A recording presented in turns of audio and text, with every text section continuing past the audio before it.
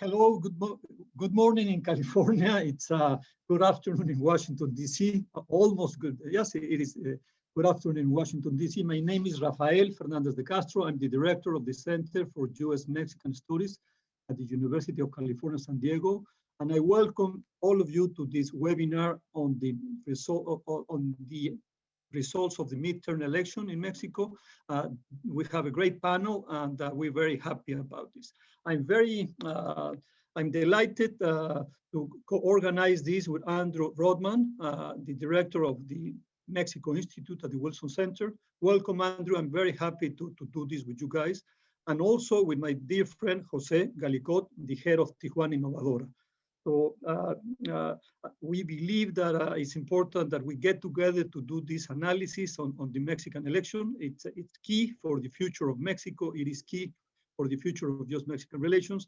And let me just remind you, everybody, that we have a button there that says Q&A or preguntas y respuestas. Please send those your questions. We want to do this as interactive as possible. Again, we have these wonderful panelists that I appreciate the effort to be with us. And let me give the floor to Andrew Rodman, so he will introduce formally our panelists. Go ahead, Andrew. Yours is the floor. Rafael, thank you, and thank all of you for joining us today to discuss the results of Mexico's June 6th midterm election. As Rafael noted, an incredibly important election. It was, as many, if not all of you know, the largest in Mexican history, with over 21,000 positions to be filled. And those elections really were an institutional success that I think most of all demonstrates that democracy is alive and well in Mexico. As Rafael mentioned, during today's conversation, we'll hear from a distinguished panel on the meaning of the results for Mexico and for the bilateral relationship with the United States. The elections occurred in the midst of a pandemic and witnessed one of the highest levels of campaign violence in Mexican history. And to successfully manage the electoral process in a transparent and reliable manner accepted by virtually all candidates and parties really is a testament to the National Electoral Institute, INE, and to Mexican democracy. The results offered something for almost everyone.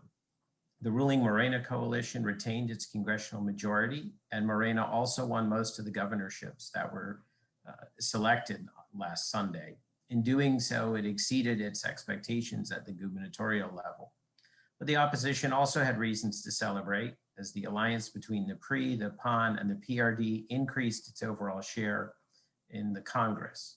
I think those congressional results suggest that Mexican voters wanted divided government. They voted to deny Morena its 2/3 majority, which would have allowed it to amend the Constitution. And the gubernatorial results that I mentioned a moment ago maybe affirm this preference for divided government, since an opposition candidate won 12 of the 15 races. And this suggests that Mexicans like alternating control to prevent any single party or coalition from amassing too much power. It may also suggest that Mexican voters don't know precisely what they do want, but they know that they didn't want more of what they had. The results raise a number of questions for today's discussion, including whether AMLO's approach will change as a result of new dynamics in the Congress, and how the opposition will manage its greater ability to influence Congress. Smaller parties such as the Partido Verde will also gain an influence and attention. What will they demand in return for their fealty to the Morena coalition? And then you have the Movimiento Ciudadano, which chose not to join either coalition. And what kind of a role might it play looking forward to 2024? And finally, how will the results impact the US-Mexico bilateral relationship, if at all? So in sum, there's a lot to cover today. And joining us to help make sense of the results and what they portend for the future, we have Kathleen Brune, Professor, Department of Political Science at UC Santa Barbara. We have Viridiana Rios, a former Global Fellow of the Wilson Center, a columnist with El País, and instructor of US-Mexico politics at Harvard Summer School. Leo Zuckerman, a commentator and broadcaster, and a contributor with Oraculus. And my friend Rafael Fernandez de Castro, who will moderate today's program. We'd also like to thank our sponsors, the Center for US-Mexican Studies at UC San Diego School of Global Policy and Strategy, Oraculus, and especially to Jose Galico, the founder and president of Tijuana Innovadora. Pepe will now share some initial thoughts about the election in today's program. Thank you. Thank you. Really, it's very interesting to be today. The dust is setting and the election have been done. It was a peaceful election. People went out to vote in large numbers. And we'll talk about the whereabouts and the results of this election, and also the future of Mexico, what's going to happen with this election, how the forces are going to work, what we think that is going to happen, and the reaction of the president of Mexico that has been very virulent against the people who wants to do the middle class. So I want to hear what our friend Rafael is going to say. Thank you for listening to me. Thank you, Pep, and it's wonderful to join forces with Tijuana Innovadora and the Mexico Institute. Leo Zuckerman, could you give us a summary of the results of the election and tell us, do you think that polls of opinion were right?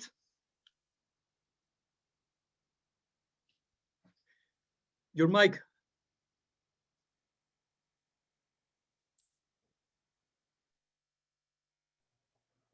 There. Well, first, let me thank you for the invitation. I'm very glad to be here with you again. I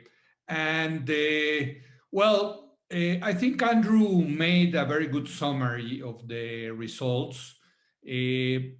First of all, let me start at the federal level. If this was a soccer game, the winner would have been Morena because it scored more goals, no? It won more representatives. It's going to be around 199. It's a plurality, it's a relative majority, a simple majority for Morena. But if you compare the results of Morena of what they had previously in this Congress, they lost around 22% of their representatives, more than 50 representatives. Before the elections, they have absolute majority, 50% plus one, just Morena. They didn't need their other parties, their allied parties, to approve the laws in Mexico. But most importantly, as you know, in Mexico, the federal budget is only approved by the Chamber of Deputies, by the House of Representatives. So Morena by itself had the power to approve the federal budget. That is, of course, the most important piece of legislation of every year. So they lost positions, and they are now much. There is a lot of distance from the supermajority. They are far away from supermajority. In this Congress, they had the supermajority of 2/3 with the support of PT, Verde, PES, and some independent representatives. They lost that. Now they are far away from this supermajority. And because of this, one of the possible winners of the election is the PRI, because as you know, from day one, President López Obrador said that he's going to look for the support of the PRI if he wants to amend the Constitution, no? So now the PRI, who used to be part of the mafia del poder, no, of the horrible, terrible problems of the past, is going to be probably an essential ally of the government. Now, what is also very sad of this federal election is that the big winner of this election is the Green Party. The Green Party is the worst party that has been produced by the Mexican democracy. It's not a party, it's a business. They have a business model, a very successful business model, and now Morena depends more on the Green Party to pass legislation and pass the budget That's why they, even before the election was not over, one of the leaders of the Green Party started to say, we have to rethink about our alliance with Morena, meaning it's going to cost you a lot, no, our votes in Congress, no. So that's at the federal level. At the local level, it was also very interesting election because Morena is undoubtedly the winner, the overwhelming winner of the local elections at the state level. They won 11 of the governorships out of 15 that were for competition. And I would add up also the governorship of San Luis Potosí that the Green Party won because it's part of that government alliance. So the score was 12-3, which is, as I told you, an overwhelming win for the president and his parties. Why? And I'm going to throw an hypothesis. I think that we saw an incredible apparatus of electoral clientelism, which worked perfectly at the state level. No, however, at the local level, it's also very important that Morena lost all of the important cities of Mexico. And I'm talking about Mexico City, Guadalajara, Monterrey, and I'm talking about several counties that are in the metropolitan areas of Mexico City, Guadalajara, Monterrey, Puebla, Hermosillo, Veracruz. So if you see the electoral map, they lost in the biggest cities, which suggests that they lost the vote of the middle classes. That's why the president is very upset about the middle classes these days. So, okay, Leo, let me give the floor to Viri Rios and ask you, Viri, what is your take on the results of the election and what explains these results? And we'll come back to you, Leo. Sure. Thank you, Rafa, Andrew. Such a pleasure to be here. I must say that Viri was also a fellow here at the Center for U.S. Mexican Studies. We keep on missing you, so you're welcome anytime. Thank you. So good to be back on a Zoom. I have a different take from what Leo is telling us. So let me explain you my point of view. I think that the main result of this election is actually very puzzling. Is the incapacity of the opposition to meaningfully confront López Obrador. And to understand this, we need to make sure we understand the context of this election and also how majorities are created in the Mexican Congress. So let me begin with the first one. Mexico is facing a humanitarian crisis. Mexico has 500,000 excess deaths because of the pandemic. And the estimates show that the country is going to have at least 10 million more people in poverty after the pandemic. López Obrador also hasn't had any tangible or very meaningful result or advance in terms of fighting corruption, and violence keeps being extremely persistent. So this midterm should have been a heavy blown, a swipe to Morena, but it was not. And particularly, it was not if we understand, this is my second point, how majorities are created in the Mexican Congress. Morena never won a qualified majorities at the polls, and that's something that we need to understand. Morena in 2018 election won 308 seats. That's far away from the 334 seats that you need in order to construct a majority. Now, what happened? Well, what happened is that the supermajority of Morena was constructed later, after the election. How they did that? Well, basically by cheating, or basically by making legislators from other parties to renounce to their party affiliation and join Morena, right? But that was not a winning that they had at the polls.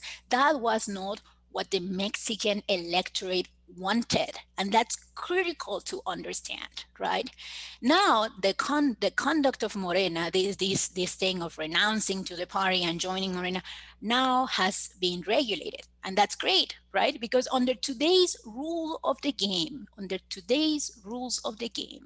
Morena would have never won a supermajority, none in 2021 and none in 2018.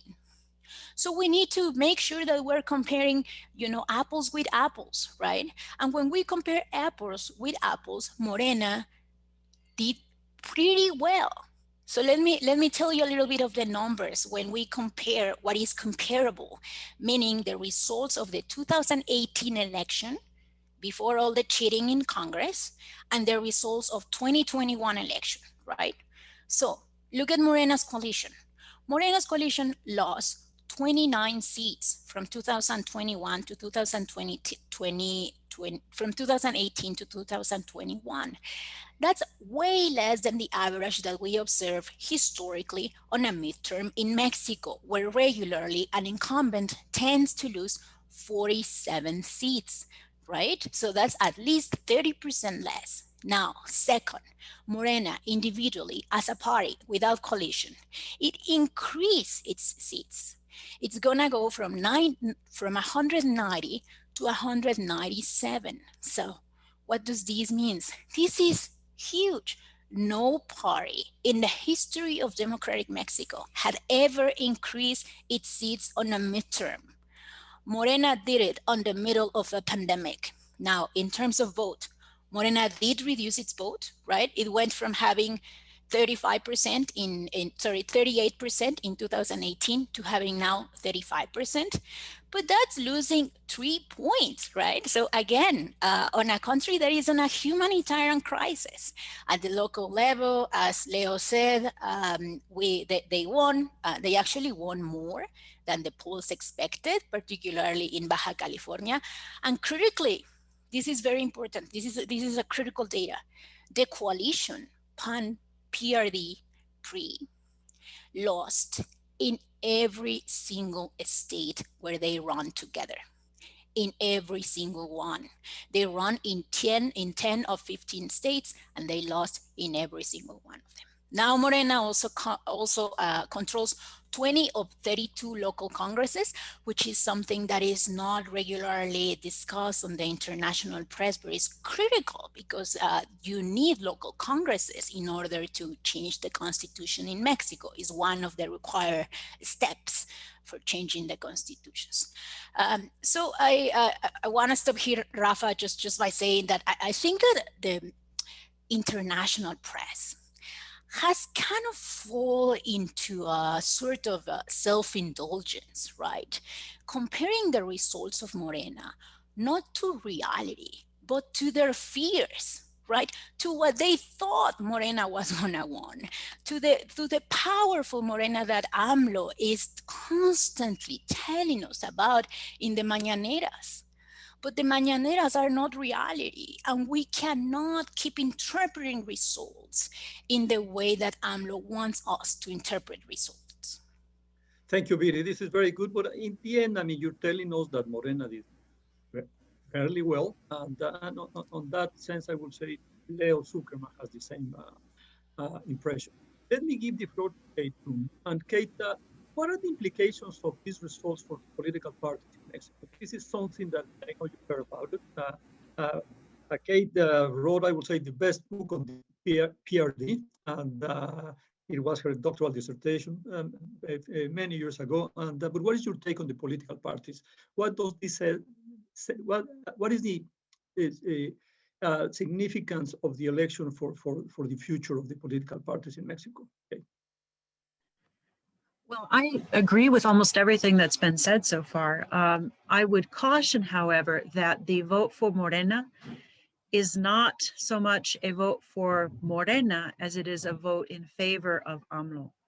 And so Morena as a political party is relatively weak internally. It had enormous difficulty selecting candidates this year for the elections. There were multiple impugnaciones to the federal courts. There was violence in some cases in some of the attempts to choose candidates, and there was a lot of accusations of fraud. So I don't think that we should read from this vote that Morena as a party is solidly established at this point. When AMLO is out of office, it's not clear that the party will be able to really carry forward without divisions. The second point that I would want to make is that I agree with Viri that the opposition is not in quite as good shape as it might appear. On the positive side, more than half of the Mexican population voted against Junto Haremos Historia and Morena. There is a clear and strong desire for more options and for pluralism and for checks on the power of the president, which is really a good sign for the future of Mexican democracy. On the other hand, this coalition is historically bizarre. And the unification of the three parties, the conservative PAN, the formerly leftist PRD, and the PRI itself in a national coalition bears witness to, I think, three problems for the political party system, one of which is polarization. This was an effort by the opposition parties to stop AMLO. So there's a pro and anti-AMLO dimension emerging here that is really stark. And many of my friends in Mexico have talked to me about polarization. This might have something to do with why the polls were not as accurate as they have been in the past. The second problem is programmatic vacuousness. What does this PAN-PRI-PRD coalition actually stand for, apart from we have to stop AMLO and we have to consolidate our position as a democracy? If the middle class abandons AMLO and Morena, what are they proposing instead?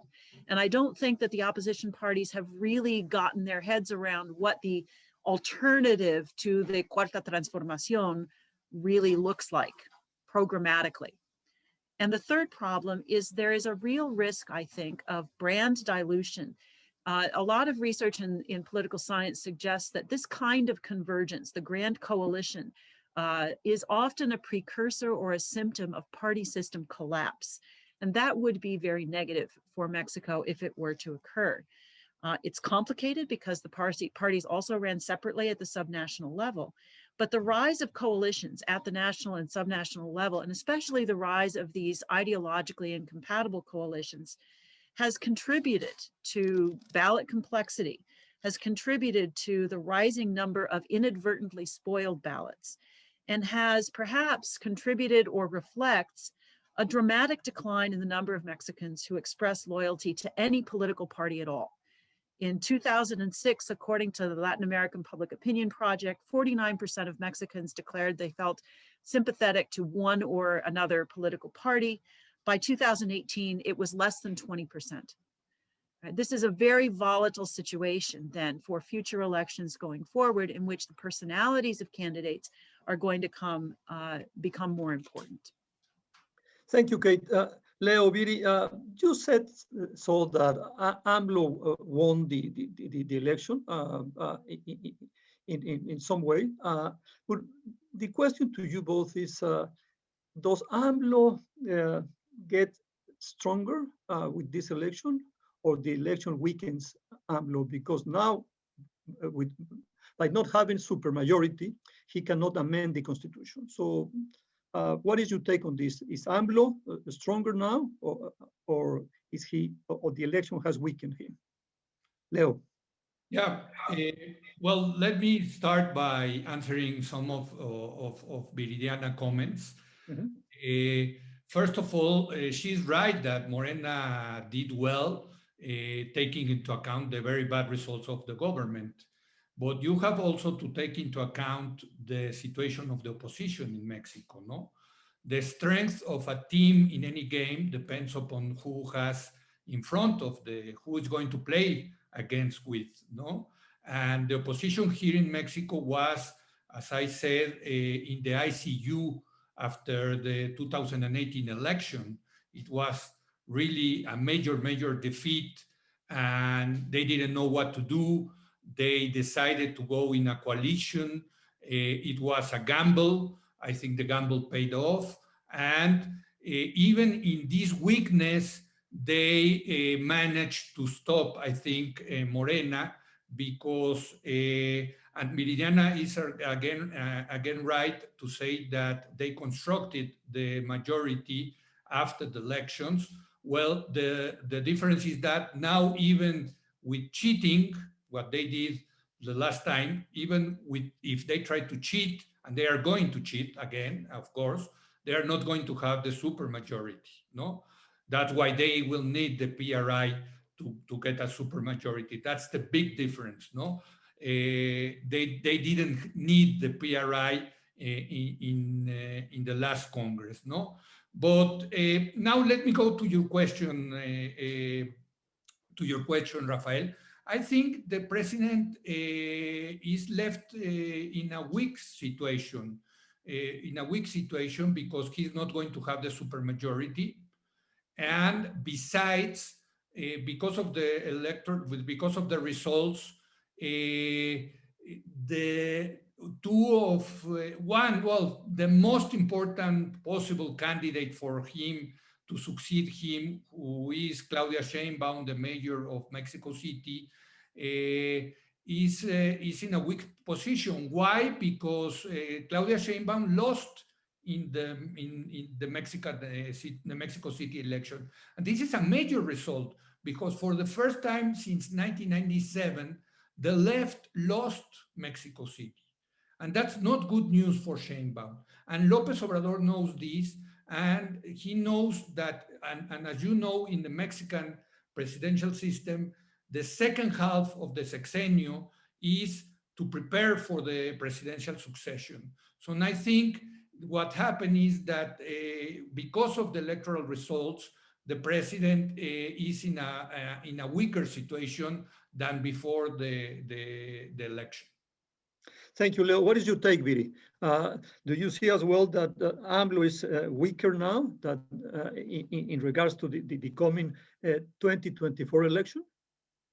Yeah, I mean, definitely, because that's what happens regularly on midterm elections. That's why I think we need to, the analysis needs to be on historical terms, because in historical terms, every single president has always become, the incumbent has always become weaker during the midterm elections. Now, something interesting, which Leo is already pointing to, is where the weakness is happening, right? Because it is not homogeneous. It's not happening in the whole Mexican society. And we see at least three very interesting trends, right? The first one is that college educated people are punishing Morena, right? We see a difference of at least 15 points, 15 points, when you look at the vote 2018 versus 2021. The second one is, and this is quite interesting, is people that lost their job during the pandemic. In that area, we see a diminish of 6 points of support towards Morena. And finally, and this is interesting, we see an increase of support on people that is benefiting from social programs. Now, a lot of people are saying that this is a reaction to like regular pre-type of clientelism. I would qualify that. I think that social programs are public policies, right? And it's okay that people vote in favor of social programs the same way that it would be okay to vote in favor of any other public policy. Furthermore, social programs are conditioned, right? Social programs in Mexico are conditioned to attendance to attendance to high school, to be a farmer, to do some forms of reforestation, to, of course, there are problems with the implementation of these social programs, right? And we have discussed this so many times, right? But the very fact that people are voting in favor of social programs, I don't think we can say that that's necessarily the same as just like the simple, vote buying that we observed with the PRI in the 70s, 80s, and 90s, and early 90s. Thank you, Viri. If I may just add one little point here, though. Of course, of course. That I agree with the national government analysis and the next 3 years in legislative terms, but I don't think we should forget that they picked up a large number of governorships. And governorships have historically been really important in mobilizing votes for the next presidential election. So in that sense, I think that AMLO and Morena have actually improved their prospects for the next election, but it will mean a different kind of campaigning. It will mean a campaigning that draws upon a sort of a pre-style mobilization of state resources to get the vote out at the state and local levels. Thank you, Kate. There's in the Q&A, there's at least 3 questions about violence within the election and about the role of organized crime. Our good friend Rod Camp is asking us, could you give us a sense, Kate, of how, what was the role of organized crime and why there's so much violence against politicians? I think that there were, I think, 35 candidates who were assassinated this year. It is not entirely clear who is responsible, whether it was organized crime directly or whether it was rivals of the parties themselves trying to get control of local governments. They were mostly mayoral candidates. So are they trying to get control of local governments so that they can cooperate with the drug cartels? To what extent is this something that the drug cartels actually want, this level of violence, or is it something that is kind of an unintended byproduct of the struggle over plazas in Mexico? Thank you. What is your take on this, Leo? Well, it's a terrible situation. I have spoken with many people in Sinaloa. Sinaloa, as you know, is the house of the cartel of Sinaloa, of El Chapo Guzman and El Mayo Zambada. And it was won by Morena this time, the governorship. And people tell me that, in Sinaloa, the government always has to have the support, quote unquote, of the organized crime. But what they tell me is that this time it was a much open and clear intervention of the organized crime in the election, and the question is why, and I think we have a terrible problem in Mexico, a horrible problem where organized crime has understood that they need not only the support of the government, but the control of the government, What happened in San Luis Potosí, it's very clear. It's not that the new governor is going to have an alliance or a link with organized crime, but it is the organized crime. He is the mafia. He's the head of the mafia. Ricardo El Pollo Gallardo is the chief, is the boss of the San Luis Potosí mafia. So the difference now is not between having links or alliance of organized crime with the government, but to control the government. And this is especially important at the mayor's level, at the city level. Why? Because they need the control of the local government, of the county government, not only to have the control of the police, but they also need it for other businesses that they are now expanding, For example, extortion and kidnapping, So, and even they are also using the public construction of the mayors of the counties to launder the money. So it's becoming an incredible business for organized crime to control the government, not only to have a kind of negotiation and alliance with the government. Now they want to control the government. Thank you, Leo. That's a very strong elaboration and explanation. I will ask Viri for her take on that, but let's also speculate a little bit about the future. We're entering into 2024. So who wins with this midterm election? Marcelo Ebrard or Ricardo Monreal? And is the possibility of AMLO changing the constitution to run again just out? Would you rule out that completely? And what about the opposition? So, Viri, tell us something about organized crime, and then help us speculate about the future, the coming future, which is who's going to be the next president. Oh no, I'm terrible at doing that. So I'll do my best. About violence, I actually think Leo captured perfectly what is happening in Mexico. So nothing to add on there. But let's talk about the future. And I'd like to focus on what happened in Mexico City, because Mexico City has long been kind of like the future of Morena, right? Like in the 90s, it was the first state, but back then it was not a state, but like it was the first important metropolitan area that went to the left. It has been ruled by Morena or PRD for about 2 decades, a little bit more than that. And now we are seeing a fracture within Mexico City, in which it seems that the west of the city, or to be more accurate, the areas where the middle class lives in Mexico City, have basically said no to Morena and voted for the coalition PRI-PAN-PRD. And the other side of the city, right, those areas that are more poor and that have less access to public services, are remaining loyal to Morena's coalition, right? And I think this is very revealing of the potential future of Morena, and also the potential change in the landscape of Mexican politics, right? Because Mexico had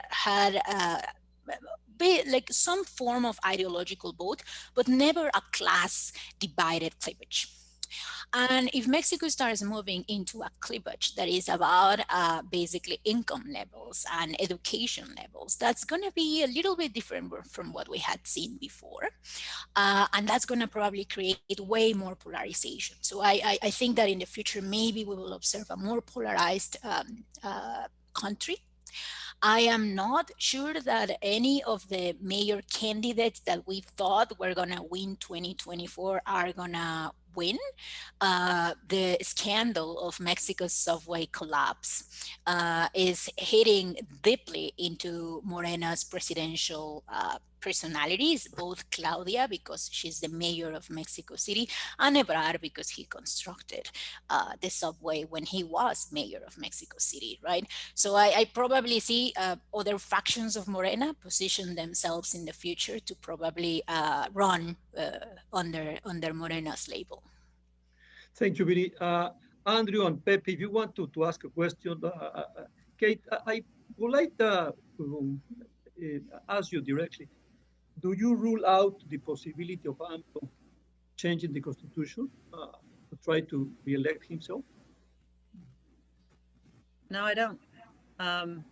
But I think the odds have gone down. That the result of this election has reduced the odds that he will successfully pull that off. I think that if he were to do something like that, he would probably try to do it through a referendum rather than through the Congress. And then use that to put pressure on the Congress to approve it. But let's not forget, too, that AMLO is not a young man. And he's already had at least one heart attack that we know of. So it may well be that this is going to be a moot point, whether re-election in Mexico will become a reality. I have lowered the bar on my personal standards of what is completely impossible after Trump's election in the United States and January 6th. So maybe I wouldn't say the odds are high that this would happen in Mexico, but I can't rule it out completely. Thank you, Kate. Andrew Rudman. Thanks, Rafael, and thank all of you.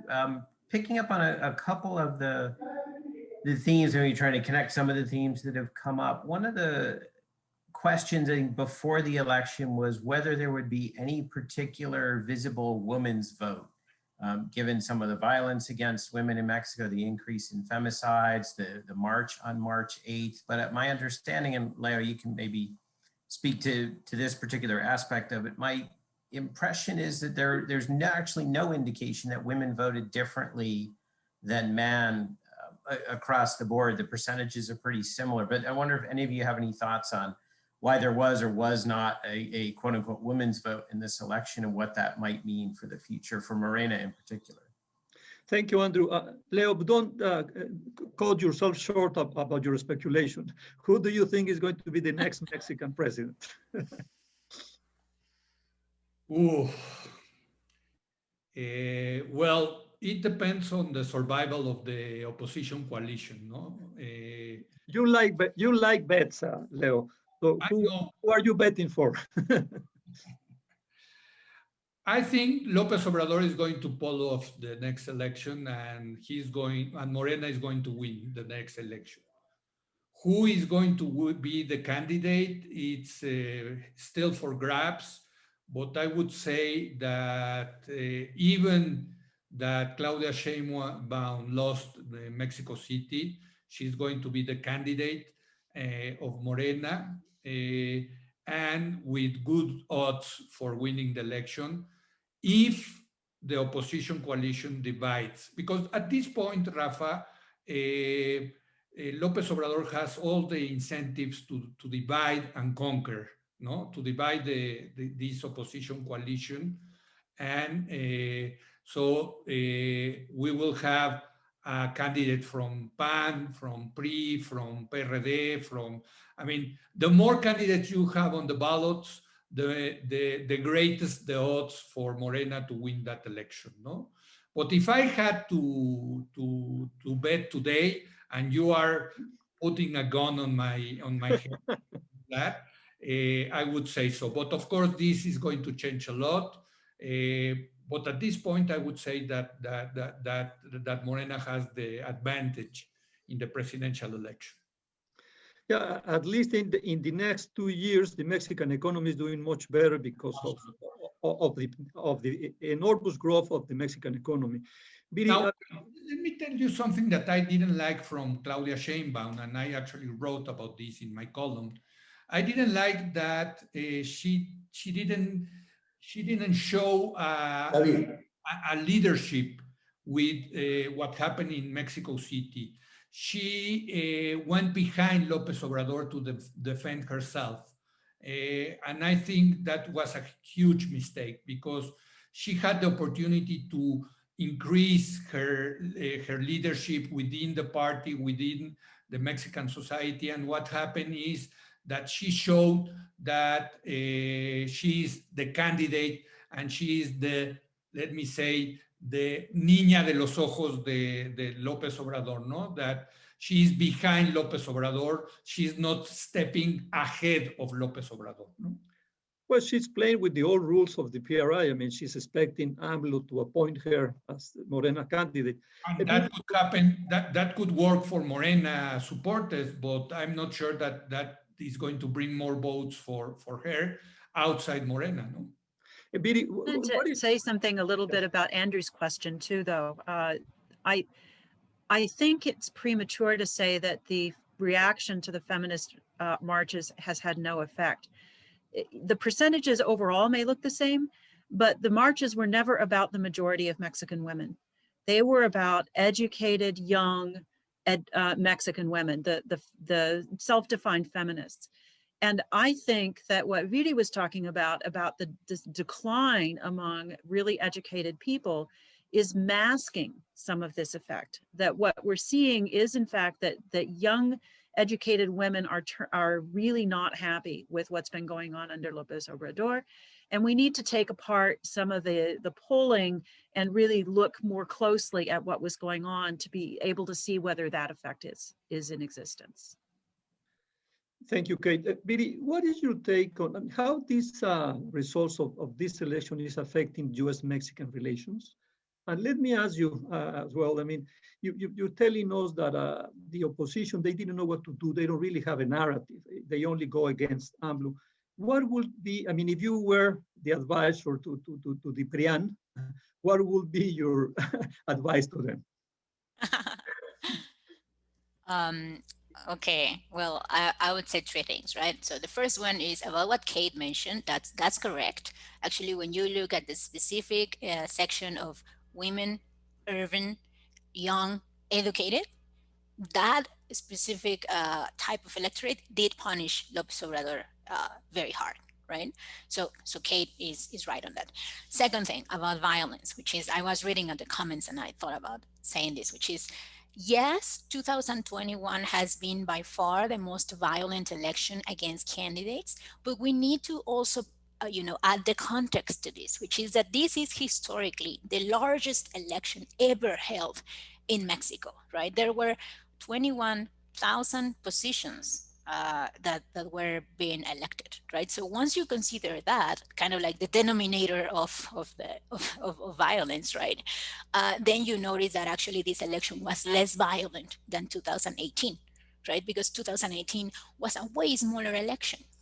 Uh, and then third, about my position as advisor to the PRIAN, um, I don't think they would hire me, but if they were, I would say that they need not only a narrative about what to do, but narrative about how change is going to happen. Because the narrative of López Obrador is powerful because he has provided a clear answer as to why Mexico hasn't reduced poverty enough and hasn't increased the middle class. And his narrative is the following. It's very simple. Is there is a mafia del poder. There are corrupt elites that have taken over and contaminated politics and the economy in favor of their own interest and in detriment of the people, right? And that's a very powerful kind of like um, uh, argument, right? That's a very powerful argument, particularly in a country like Mexico, where indeed we do have a lot of inequality.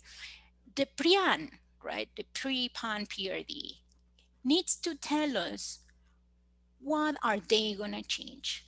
What's the reason? They have been in power for a century, right? First 70 years with the PRI, then 12 years with the PAN, and they couldn't change the situation in sufficiently meaningful ways.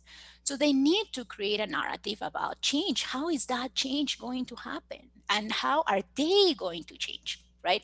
Because when you look at the people that won, for example, in the Congress with PAN and with PRD, it's basically the same last names that were on the polls 3 years ago, 10 years ago, and 15 years ago, right? So there is not really like a renewal of the political class in the opposition in Mexico, neither within Morena, right? But the opposition needs it more. I'm going to suggest my friends at the PRIAN to hire you. I like your question, your answer a lot. Let me, Kate, Leo, and all of you, we all were very worried about Mexican democracy before this election. Now, I believe we can say that the Mexican democracy is there, that we have a very sophisticated organization for the election, a citizen organized election, which is wonderful, and INE did very well. So this means that, we shouldn't worry about Mexican democracy. We shouldn't worry about AMLO's attacks on some of the independent institutions. Well, Rafa, I have to tell you, I am extremely happy about the results of this election. Extremely happy. Not only because Cruz Azul won the soccer championship this year, but because of the election. What we saw is, as Andrew said, a democratic normality in this country. We are far away from things that have been said during the campaigns, that Mexico was going to be a dictatorship, or even that we are going to have a hegemonic party, just like we had during the PRIs in the 70s, or that. We are far away from that. The entire 20th century. Yeah. Almost the entire 20th century. Yeah. Exactly. And I have to tell you, I think everybody wants something, so everybody lost something. That's democratic normality, no? And if you see the debates that we're having right now in Mexico, they are in essence very democratic. Who is going to ally with whom? What's going to happen with Congress? What's going to happen with the Supreme Court? The discussion is about the institutions, not about a one man, one party system. So I think at this point, I am extremely satisfied with the results. I think the INE, as Joe Sandro said, is also a winner of this election. I don't see how the INE would disappear. As López Obrador said, he would propose to disappear the National Electoral Institute. That is off the table. I think he's not going to have the votes to do that.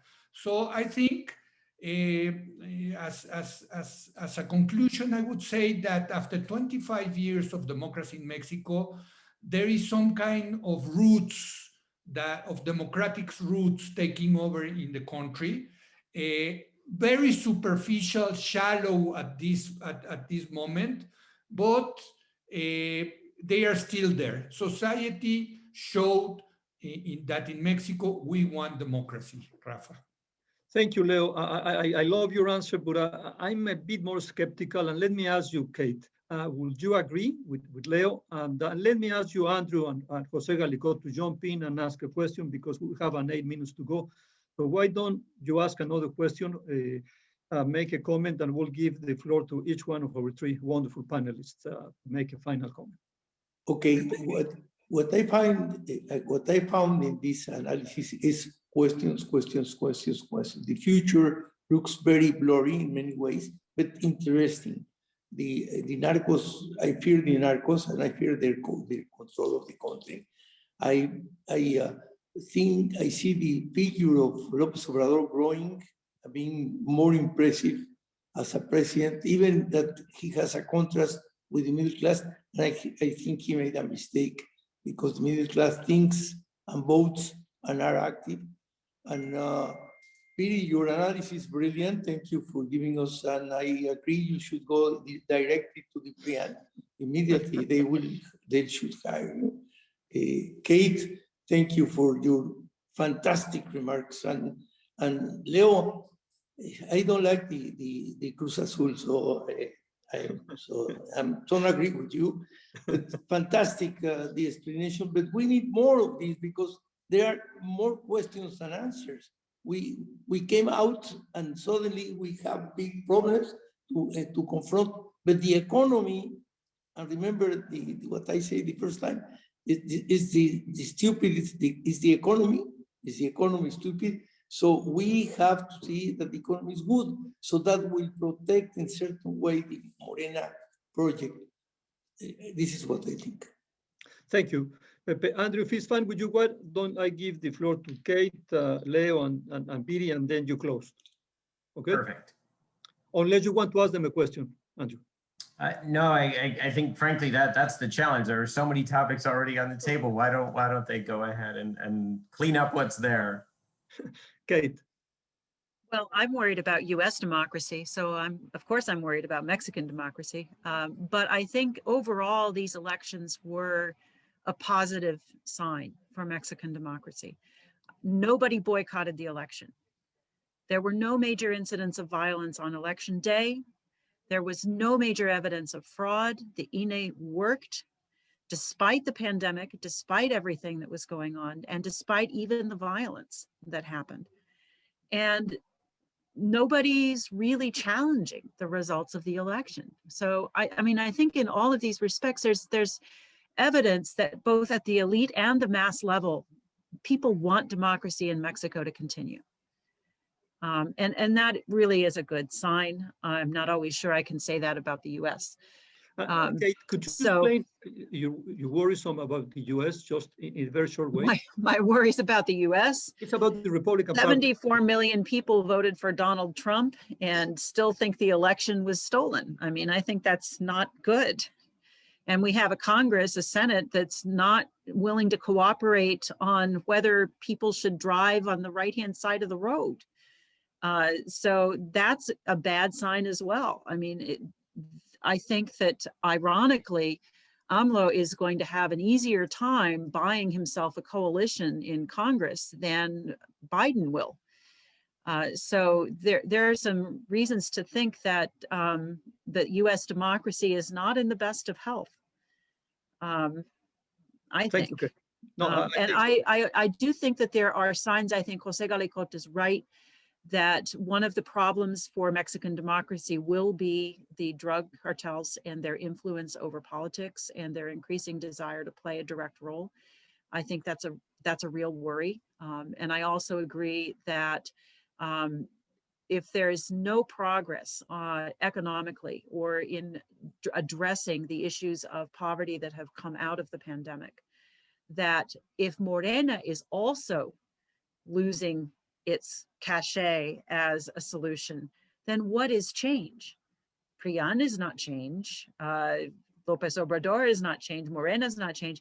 You know, where do voters turn for a real sense of identification and hope in the political system? But I think that, you know, as just looking at this election, it was a good day for Mexico. Thank you, Kate. Leo. Well, I am also worried about democracy in all the world. Of course, there is this populist wave that is threatening the democracies all around the world. But I am more optimistic about the Mexican democracy after the election. And let me tell you also why, another point, which is Mexico is part of two neighborhoods, North America and Latin America. And if we compare ourselves with Latin America, with the neighborhood that we are part of the South, we look pretty well, extremely well, I would say, no?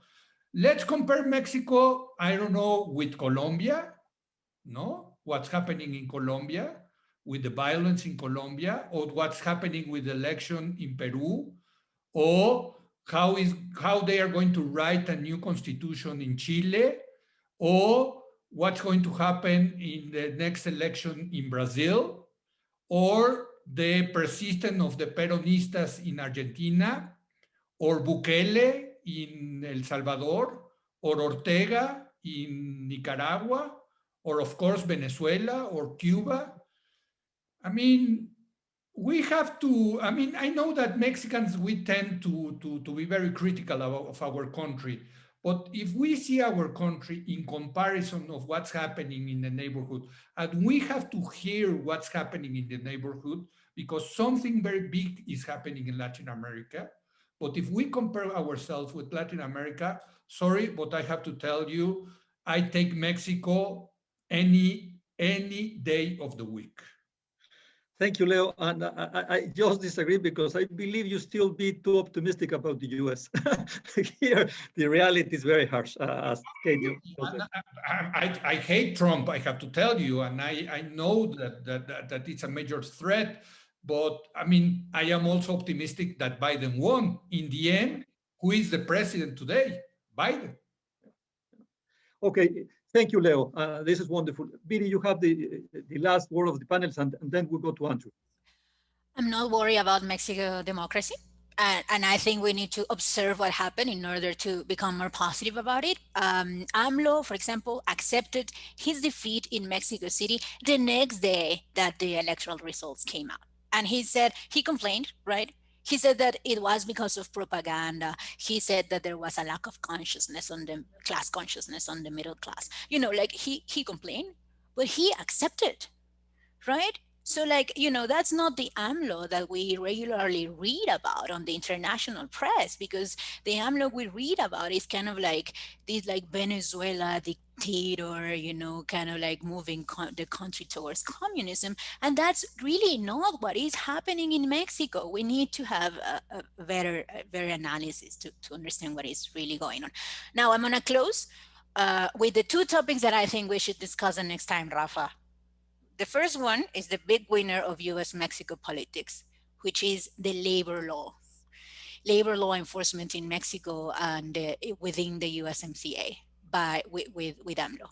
And the second one is the big loser, which I think is energy policy, particularly green energy policy. And that's I think those are the two main topics for the two countries. I was going to take your word, and I will ask Andrew and Jose Galicot to do a next webinar on those topics. It's wonderful. You're right. Andrew, we go to you, and thank you guys for your wonderful participation from the bottom of my heart. Thanks a lot. Andrew, you have the last words. Thank you, and thanks everybody. Really a fantastic conversation, as Viri was alluding to. So many more topics that we could cover, and I'll just quickly say I think the main point it's where I started, and many of you picked up, is that democracy worked in Mexico, and that is, at the end of the day, really important. As was alluded to, there were some real concerns about how people would accept the results, the legitimacy of the institutions, et cetera. So I think that's incredibly important. Another point that came out today, I think it really is important when it comes to opposition, is you have to run with something or tell a story of for something. It's hard to constantly win by just running against the other side. And I will say, personally, I find that more and more is the case, that you're always voting against something and not for something. And I think the secret, as Viri alluded to, for the opposition is to figure out what is that for? What can you get people excited about? And the other thing we didn't talk about that maybe could answer the question of the third way is the Movimiento Ciudadano, which is winning at the state level in economically important states and chose not to belong to either coalition, and what that means going forward, whether it's an answer, whether it means disruption of coalitions. That too is something I think we'll want to look at more in the future. But thank you all again, fantastic panel. Thank you all for so many participants and so many questions that I know we wish we could have gotten to. Thank you all, and thank you to everybody who participated. We had a lot of people today. We have a lot of questions. Thank you all. Thank you, Viri. Thank you, Kate. Thank you, Leo, on behalf of Jose and Andrew. And I believe, yes, the Mexican democracy is up and walking. I wouldn't say running, but it's walking, and it's walking very healthy. Un abrazo. Thanks a lot.